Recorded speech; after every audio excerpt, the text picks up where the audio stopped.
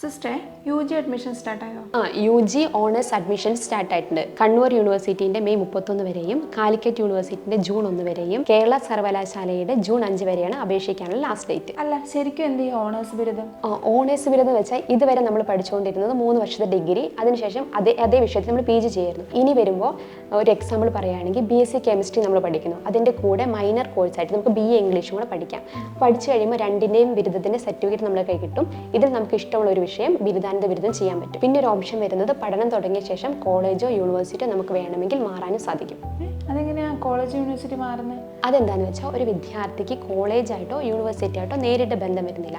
വിദ്യാർത്ഥിയുടെ academic credit ബാങ്കുമായിട്ടാണ് ബന്ധം വരുന്നത്. അപ്പോൾ അവരുടെ അക്കാദമിക് ക്രെഡിറ്റ് ബാങ്കിൽ 133 മാർക്ക് ഉണ്ടെങ്കിൽ വിദ്യാർത്ഥിക്ക് യൂണിവേഴ്സിറ്റിയോട് തനിക്ക് ബിരുദം വേണമെന്ന് ആവശ്യപ്പെടാം.